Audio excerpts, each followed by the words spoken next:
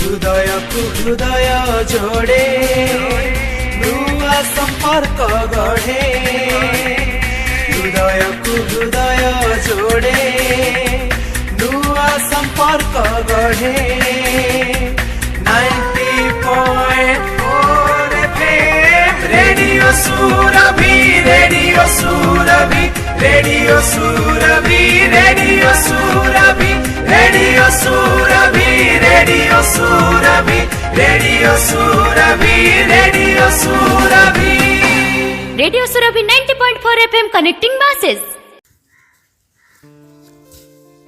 শ্রোতা বন্ধু নমস্কার, মু প্রফেসর কামাক্ষী প্রসাদ দাস, অবসরপ্রাপ্ত ইতিহাস বিভাগীয় মুখ্য সরকারি মহাবিদ্যালয় কোরাপুট তথা আইআইইসির পাঠ্য খসড়া নির্দেশক রেডিও সুরভি 90.4 FM বেতার কেন্দ্রରୁ ଆଜିର ଅନୁଚିନ୍ତା କାର୍ଯ୍ୟକ୍ରମକୁ ଆପଣମାନଙ୍କୁ ସ୍ୱାଗତ କରୁଛି। ଆଜି ଆମେ ଶୁଣିବା ମୋ ପୁସ୍ତକ ଅନ୍ତର୍ଦାହର ପରବର୍ତ୍ତୀ ଆଲେଖ୍ୟ ନୀରବ ଆଖିର ଭାଷା। ପ୍ରଦୀପଟିଏ ନୀରବତାକୁ ଆପଣେଇ ନେଇ ପ୍ରଜ୍ୱଳିତ ହୁଏ ବୋଲି ସେ ଅମା ଅନ୍ଧକାରକୁ ଭେଦ କରି ଆଲୋକର ପ୍ଲାବନକୁ ସୃଷ୍ଟି କରିପାରେ। ପ୍ରକୃତି ନୀରବ ବୋଲି ତ ସବୁରି ପ୍ରାଣକୁ ଛୁଇଁ ଛୁଇଁ ପ୍ରାଚୁର୍ଯ୍ୟରେ ଭରିଦିଏ। ନଈଟିଏ ନୀରବରେ ପ୍ରବାହିତ ହୁଏ ବୋଲି ଘାତ ପ୍ରତିଘାତକୁ ଅତିକ୍ରମ କରି ସାଗରରେ ମିଶିପାରେ।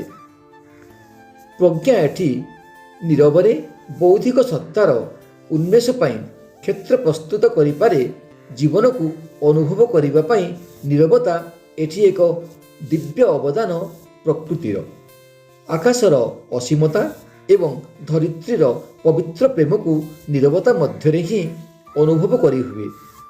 ଅନୁଭୂତିର ପାଖୁଡ଼ାରେ ନୀରବତାକୁ ଅନୁଭବ କରିପାରୁଥିବା ମଣିଷଟିଏ ଜୀବନ ଜୀଇଁବାର ସୂତ୍ରକୁ ହୃଦୟଙ୍ଗମ କରିପାରେ। ନୀରବତାର ମାଧୁର୍ଯ୍ୟରେ ତଲ୍ଲୀନ ମଣିଷ ସବୁରି ଭିତରେ ଯେଉଁ ସକାରାତ୍ମକ ସତ୍ତାକୁ ସନ୍ଧାନ କରିପାରେ, ତାହା ହିଁ ସମ୍ଭବତଃ ଜୀବନ ତରିକୁ ବାହି ନେବା ପାଇଁ ସାହାଯ୍ୟ କରିଥାଏ। ତେଣୁ ତ ନୀରବତା ଭଳି ଐଶୀଦତ୍ତ ଉପାଦାନକୁ ପାଥେୟ କରି ମଣିଷ ଅନନ୍ତର ସନ୍ଧାନ କରିପାରେ। ଏହା ପୁଣି ମଣିଷ ପାଖରେ ଆତ୍ମଜାଗୃତି ଆଣି ମଣିଷକୁ ସଫଳତାର ଅନୁଧାବନ କରାଏ। ଆତ୍ମସମୀକ୍ଷାର ପାହାଚ ଉପରେ ମଣିଷ ନୀରବରେ ବସି ତା କୃତକର୍ମର ସମୀକ୍ଷା ପତ୍ରକୁ ଲେଖିଥାଏ। ନୀରବତା ମଣିଷ ମଧ୍ୟରେ ଯେଉଁ ଆଶାର ପ୍ରଦୀପକୁ ପ୍ରଜ୍ୱଳିତ କରେ, ତାହା ହିଁ ତା ଜୀବନ ପଥରେ ଆଲୋକବର୍ତ୍ତିକା ସମ ରାସ୍ତା ଦେଖାଏ। ନୀରବତା ସୃଷ୍ଟି, ସ୍ଥିତି ଏବଂ ବିଲୟ ମଧ୍ୟରେ ସନ୍ତୁଳନ ଆଣି ମଣିଷକୁ ଦିବ୍ୟ ସତ୍ତାର ସନ୍ଧାନ ଦିଏ।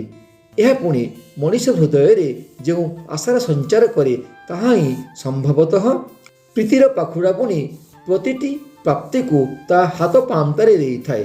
ତାହେଲେ ଆସନ୍ତୁ ନୀରବତାର ପ୍ରତିଟି ପାଖୁଡ଼ାକୁ ସାଉଁଟିବା ଆମେ ସାଥୀ ହୋଇ ସମଗ୍ର ଜୀବନର ପୁଞ୍ଜୀଭୂତ ଅନୁଭୂତିକୁ ନେଇ ସମୀକ୍ଷା କରିବା ଜୀବନର ଅନ୍ତିମ ସୋପାନରେ।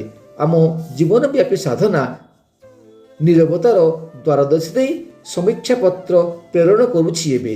ତାହେଲେ ଆସନ୍ତୁ ଆପଣେଇ ନେବା ସେଇ ନୀରବତାକୁ। ଧନ୍ୟବାଦ। ତାହେଲେ ଆଜି ପାଇଁ ଏତିକି। ପୁଣି ଆସିବି ଆସନ୍ତା ଅଧ୍ୟାୟରେ। ନମସ୍କାର।